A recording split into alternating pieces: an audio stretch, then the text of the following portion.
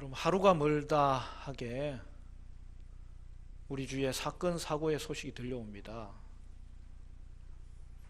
요즘처럼 마음 놓고 지내기가 힘든 시기가 역사에서 또 있었을까 하는 생각이 듭니다. 다른 성에 대해서 막연한 혐오를 가지고 해치는 일들이 생기고, 세계적으로도 언제 테러가 일어나서 사람들이 죽을지 모르는 그런 지경에 이르렀습니다. 전쟁과 기근의 소식이 오고 지진과 자연재해의 소식들이 수시로 들려옵니다. 이런 상황 가운데서 우리는, 교회 공동체는 온전하게 유지될 수 있을까, 그런 염려가 될 때가 있습니다. 여러분, 종말의 시대에 이 땅에 재앙이 임하는 가운데 교회는 어떻게 되는 것입니까? 오늘 본문은 요한계시록에 나오는 삽입 가운데 첫째 삽입입니다. 7인 심판이 진행되고 있는데요, 우리가 6째인 심판까지 살펴보았어요. 그리고 그 이후에는 7째인 심판이 전개되어야 할 것인데, 오늘 내용이 그 내용이 아니죠. 삽입이 등장하는 거예요. 7 나팔 심판 중에도 여러분 삽입이 나중에 보면 등장합니다.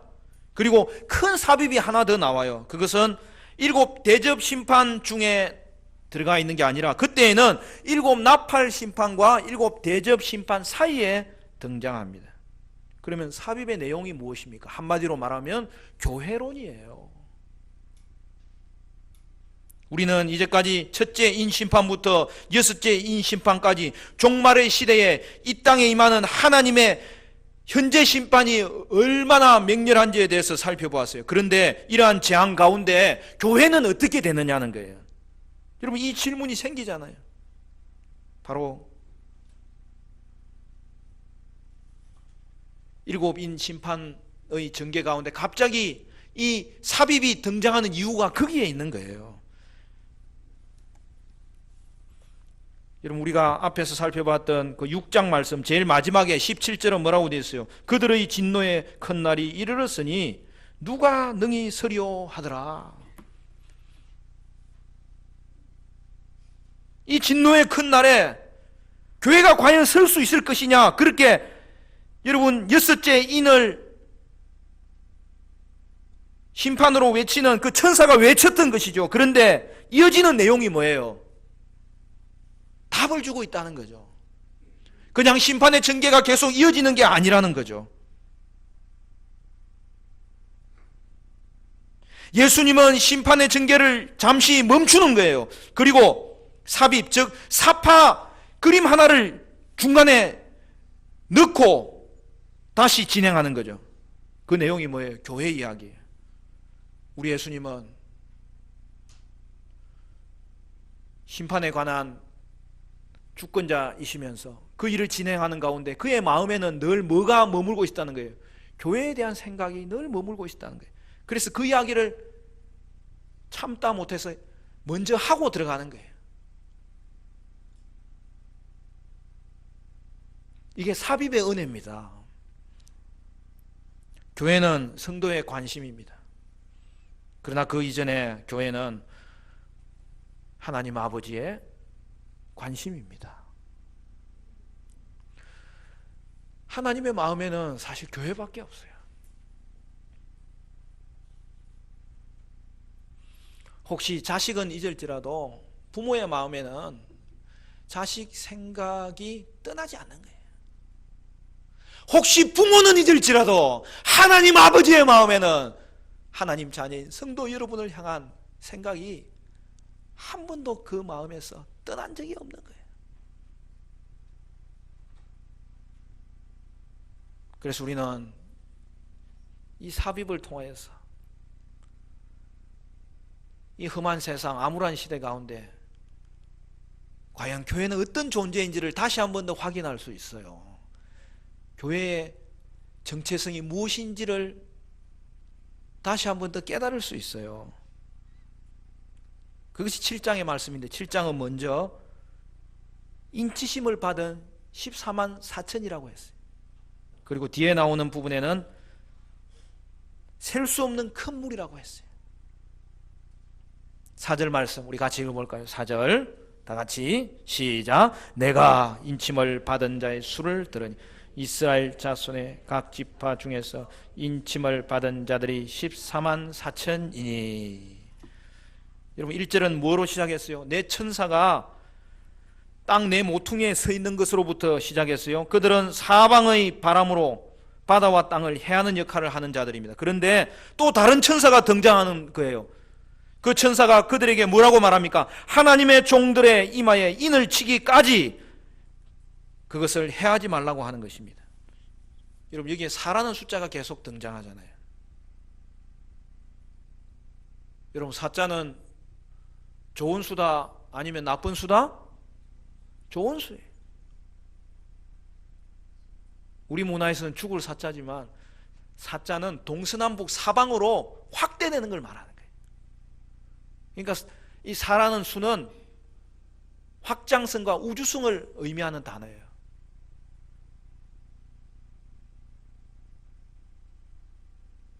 그런데 여기 보면 내 모퉁이에 천사가 써 있어요. 내 천사가.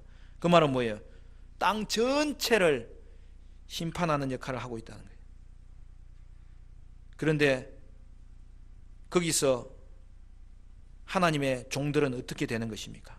심판의 대상은 세상이지 하나님의 종들은 아니에요. 그러면 하나님의 종들은 누구를 말합니까? 오늘 본문을 보면 이마에 하나님의 인치심을 받은 자들입니다. 그리고 이어지는 내용이 뭐예요? 입 맞은 자들의 숫자를 공개하는 것이죠. 뭐라고 되어 있습니까? 이스라엘 자손의 각 지파 중에서 입 맞은 자들이 14만 4천이니 입 맞은 사람의 수 14만 4천이 누구라는 것입니까? 14만 4천은 바로 교회를 말하는 거예요. 여러분 계시록에는 숫자가 중요하다고 그랬죠? 왜냐하면 숫자에는 상징적인 의미가 담겨져 있기 때문입니다.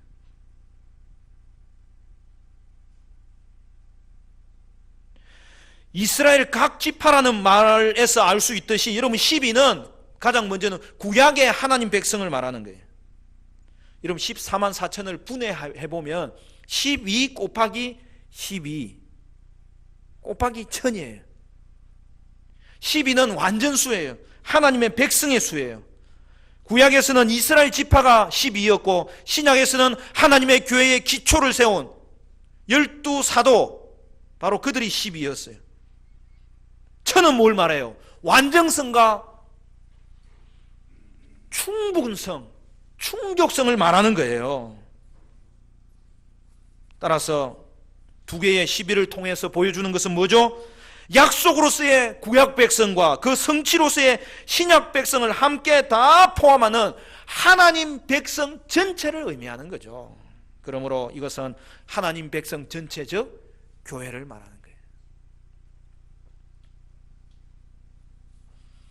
숫자의 개수는 민수기 1장의 말씀을 배경으로 하고 있어요. 이스라엘 백성들이 출애굽하여서 광야에서 하나님과 언약을 맺고 성막의 예배의 지시사항을 다 받은 이후에 그 다음에 한 일이 뭐냐 하면은 민수기 1장에 뭐가 등장해요?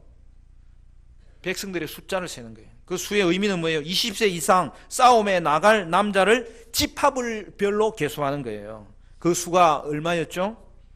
60만 3,550명입니다. 60만 대군이에요. 그런데 오늘 본문에는 숫자가 얼마죠? 14만 4천이라는 거예요.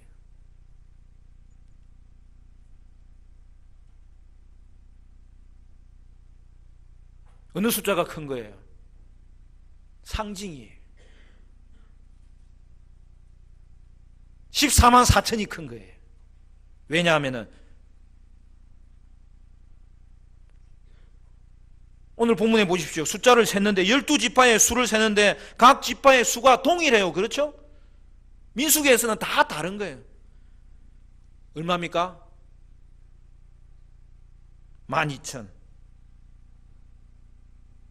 여러분 결국 이것은 뭐예요? 혈통적 이스라엘 지파의 수를 의미하는 게 아니라는 거죠. 영적 이스라엘의 수, 교회인 새 이스라엘의 수를 세웠던 것이죠. 그래서 14만 4천은 교회 전체를 포함하는 그런 숫자의 모습입니다.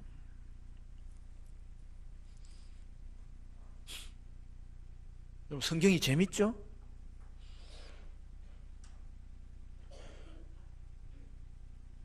저는 낮에 읽은 성경이 자다가 갑자기 생각나서 한 번씩 일어납니다. 너무 재밌어가지고.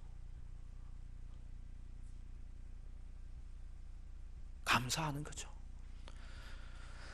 그런데 여러분, 이는 단순히 문자적으로 14만 4천 명밖에 구원받지 못한다는 말이 당연히 아니죠. 14만 4천에서 천은 무엇을 의미한다고요? 완전성, 충분성을 의미하는 거예요. 원래 천은 이스라엘에서는 군대 조직의 기본 단위를 말하는 거예요. 그러므로 천이란 말은 교회라는 단위 안에 들어온 모든 사람들을 말하는 거죠. 하나님의 교회의 충만한 수를 말하는 거죠. 이단들은 14만 4천 명만 구원받는다는 것을 똑 떼어서 주장하면서 자기들에게 와야 그 수에 들어갈 수 있다고 말하는 것이죠. 여러분, 그것은 성경도 모르고 하나님도 모르고 교회도 모르고 구원도 모르는 일입니다. 이들은 미혹하는 자들이고 심판받아 멸망당하는 자들입니다. 그러니까 14만 4천 명은 너무나 뚜렷한 수예요. 그것은 하나님 백성으로 부름받은 충만한 수를 말하고 있는 것입니다. 어떤 사람은 구원받는 사람이 생각보다 작을 것이다, 그렇게 이야기하는 사람이 있는데 그렇지 않아요, 여러분. 하나님은 열방 가운데 택한 백성을 부르시는데 얼마든지 그들 가운데 하나님의 이름이 높임받도록 지금도 일하고 계시고, 그래서 하나님은 그의 이름을 부르면 나오는 자를 한 번도 외면하신 적이 없으시고 막으신 적이 없으시고 그들을 부르시고 받으시고 또한 그들을 새롭게 하시고 거룩하게 만드시고, 오늘 저와 여러분과 마찬가지로 죄인된 자들이 회개하며 예수 믿고 돌아올 때마다 그 교회의 충분한 수 안에 하나님의 백성들이 들어가 있다는 사실을 우리는 고백하지 않을 수 없는 것이죠.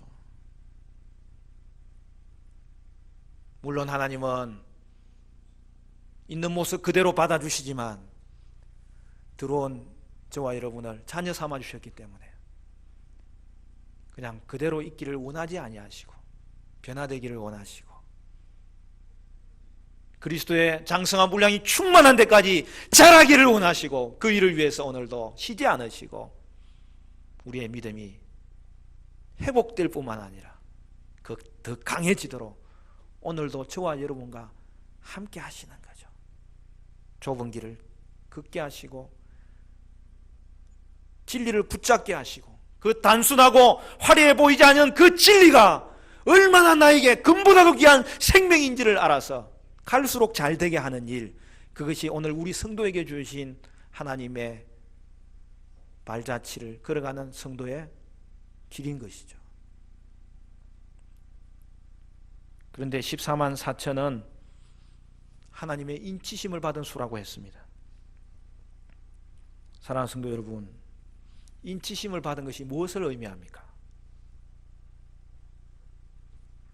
인을 친다는 것은 쉽게 말하면 도장을 찍는 거죠. 여러분, 언제 도장 찍어요? 계약서에 쓴 내용이 내 것이라는 것을 확인할 때 도장을 찍는 거예요.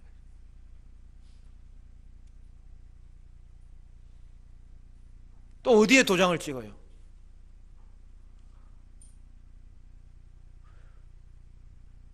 죄송한 말씀이지만 돼지 엉덩이에다가 도장을 딱 찍어요. 소속을 말하는 거죠. 등급을 말하는 거죠. 우리는 자기 물건에다 도장을 찍어요. 그 말은 무슨 말입니까? 소유권을 말하는 거예요. 이 물건이 어디에 소속되어 있는지를 명확하게 보여주는 것이 도장이죠. 그러므로 여러분, 인치심이라는 의미는 무엇입니까? 그것은 우리가 하나님의 소유가 되었다는 것입니다. 하늘에 속한 자가 되었다는 것입니다. 그러므로 하나님은 자신의 소유를 결코 잃어버리지 아니할 것이라는 것을 확인하는 것입니다. 따라서 인치심은 하나님이 그의 소유된 백성을 보호하고 계시다는 의미입니다. 험한 세상이지만 하나님은 교회를 그의 소유로 삼으셨고 그의 피로 값주고 사셨기 때문에 결코 다른 그 어떤 세력에게 빼앗기지 않을 것이고 지금도 보호하고 계시고 교회를 지키시고 교회를 돌보십니다. 철저하게 돌보십니다. 일곱인 심판에서 심판의 대상은 사탄이고 그의 졸개들이지 결코 교회가 아닌 거예요. 물론 교회도 세상에 거함으로 고난이 있고 고통이 있고 공경이 있고 역경이 찾아옵니다. 성경에서 교회가 세상에서 고난받지 않을 것이라고 말한 곳은 한 군데도 없어요. 오늘날 이 시대같이 안정된 세상, 축복받은 세상이지만 말씀대로 살려고 하면 그 믿음 때문에 도리어 고난을 받고 박해를 받는 것은 언제든지 나타나는 거예요. 그래서 교회는 언제나 순교적 정신을 가지고 살아야 되는 것이죠. 그러나 하나님은 그러한 상황 가운데서도 교회를 반드시 보호하십니다. 돌보십니다. 이끄십니다. 이는 하나님의 영적 보호를 말하는 것입니다. 육체적으로 핍박을 받는 일이 있어도 성도는 하나님으로부터 영적인 보호를 받습니다. 영혼의 보호를 받습니다. 신앙의 보호를 받는 거예요. 여기서 우리는 모든 축복을 이어서 받게 되는 것이죠. 구약에서 인구조사는 전쟁에 나갈 수를 세는 병적 통계입니다. 그러므로 14만 4천의 의미는 교회가 군대라는 사실도 말해주는 것이죠. 민수기에서 인구조사의 목록을 보면 르우벤 지파부터 출발해요. 육신의 장자잖아요. 그런데 오늘 본문을 보면 유다 지파부터 시작하는 거예요. 이는 유다 지파로부터 예언하신 예수 그리스도께서 오셨기 때문입니다.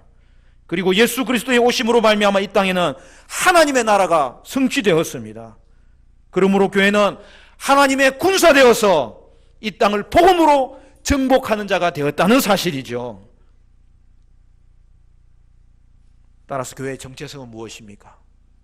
인치심을 받은 하나님의 소유입니다. 하나님의 보호하심을 받는 교회입니다. 그리고 교회는 이 땅 가운데 군사되어서 전투하는 교회로 부름을 받았다는 것이죠. 그러면 성도는 어떻게 살아야 됩니까? 제일 먼저 교회는 세상의 가치에 대해서 저항해야 됩니다.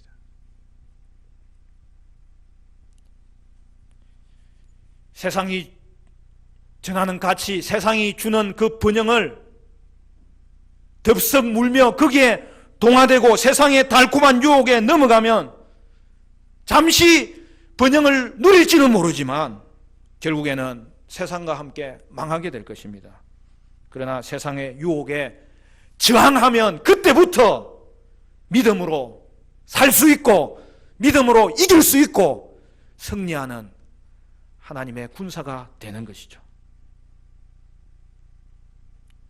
저는 영적 전쟁이 뭐냐 생각할 때 가장 먼저는 세상이 주는 가치와 번영을 우리 앞에 세워줬을 때 저항하는 것이 가장 먼저 우리가 할 일이라고 생각해요. 아닌 것은 아니라고 선언하는 거예요. 그게 영적 싸움의 출발이고 믿음으로 나아가는 삶의 출발인 거죠. 교회는 이 땅에서 결코 심판의 대상이 될 수 없고 오직 구원의 대상입니다. 보호의 대상입니다. 누가 하나님의 심판이 임하는 이 땅 가운데서 견딜 수 있을까요? 그렇습니다. 세상을 이기는 것은 믿음이기 때문에 세상은 그 심판을 견딜 수 없지만은 교회는 믿음으로 이 심판을 충분히 견딜 수가 있습니다. 하나님이 성도를 돌보시기 때문입니다.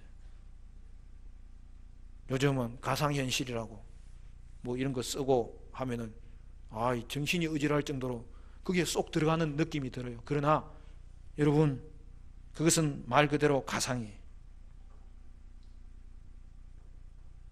하나님의 보호하심이 여러분에게는 실제 현실입니까? 아니면 가상현실입니까?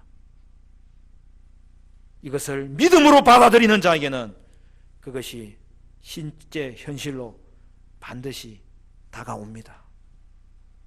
세상의 가치에 아니라고 답하고 저항할 때 그때부터 믿음의 삶이 새로워지고 하나님은 반드시 여러분과 함께 하시기 때문에 여러분을 보호하심으로 성도는 이길 수가 있습니다. 우리 교회는 제자 훈련하는 교회입니다. 저는 원하기는 저와 여러분이 예수님의 신실한 제자 되기를 원합니다. 오늘 주신 말씀대로 교회는 하나님의 보호하심을 입고 하나님의 전투 가운데 임하는 하나님의 군사되었는데, 저는 우리가 예수의 군사로 쓰임받았으면 좋겠습니다. 오늘도 이 땅 가운데 험한 세상 살아갈 때 이름만 가진 성도로 살지 마시고 하늘과 땅의 모든 근세를 가지신 그 예수님의 제자로서, 예수님의 군사로서 믿음으로 이 땅 전진하는 하나님의 사람으로 쓰임받게 되시기를 주님의 이름으로 축원합니다.